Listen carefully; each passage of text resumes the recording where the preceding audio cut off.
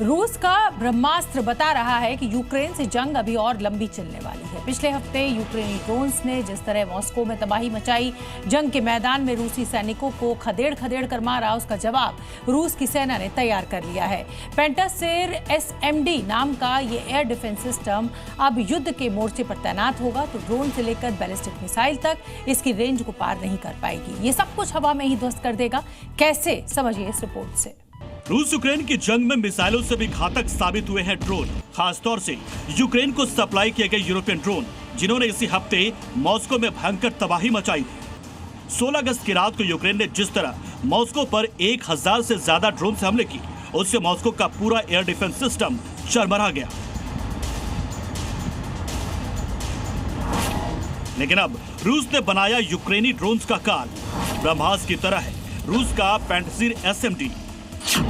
रूस के इस नए वेपन पेंटासिर MSD को ब्रह्मास्त्र क्यों कहा जा रहा है, ये इसकी खूबियां बताती है। ये जहां भी तैनात होगा, वहां से कोई भी ड्रोन गुजर नहीं सकता।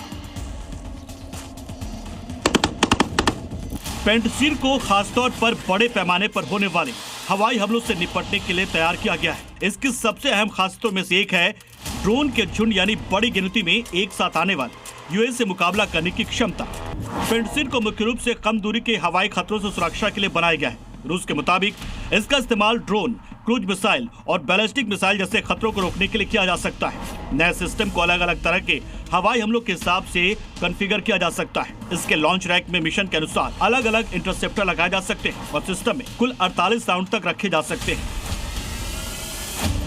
रूसी सेना के मुताबिक पेंटासिर का यह अपडेटेड वर्जन 24 घंटे अलर्ट पर रहकर हवाई खतरों पर नजर रखता है। इसका मकसद सिर्फ सैनिकों की सुरक्षा करना नहीं, बल्कि अहम सैन्य और नागरिक ठिकानों को भी हवाई हमलों से बचाना है। पेंटासिर के पुराने वर्जन के साथ रूसी सेना यूक्रेन के सुसाइड ड्रोन्स पर इस वेपन से नजर रखते थे।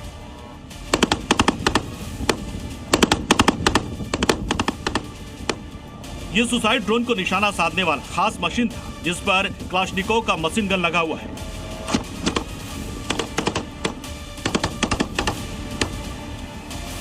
रूसी सेना जान चुकी कि ड्रोन इस पूरे जंग में कैसे सैनिकों पर भारी पड़ रही है, जैसा कि आप इस वीडियो में देख सकते हैं।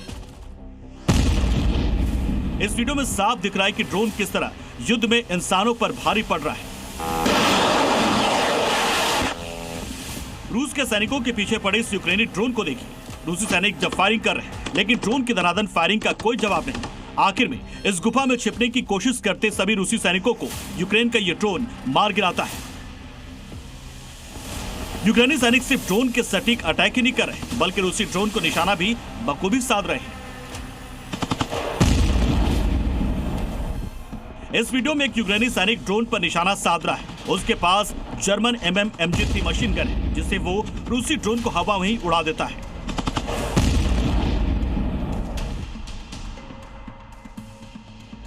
रूस यूक्रेन के पिछले 4.5 साल की जंग में रूसी सेना का मुकाबला ड्रोन जैसे छोटे हथियारों से ही।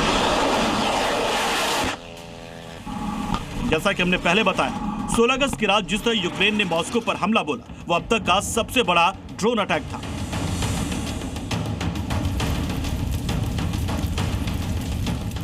यूक्रेन के ड्रोन ने राजधानी मॉस्को से बाहरी क्षेत्र के 3 शहरों में भारी तबाही मचाई। यूक्रेन के हमले में रूस में कम से कम 7 लोगों की मौत हो गई। अगर साल के बीते 7 महीने को देखें तो इसे यूक्रेन का रूस पर सबसे बड़ा हवाई हमला माना जा रहा है। यूक्रेन के ड्रोन का सामना करने के लिए रूस ने अब ये पेंटासिर डिफेंस सिस्टम डेवलप किया है और इसे जल्द ही यूक्रेन के मोर्चे पर लगाया जाएगा। ब्यूरो रिपोर्ट, जी मीडिया।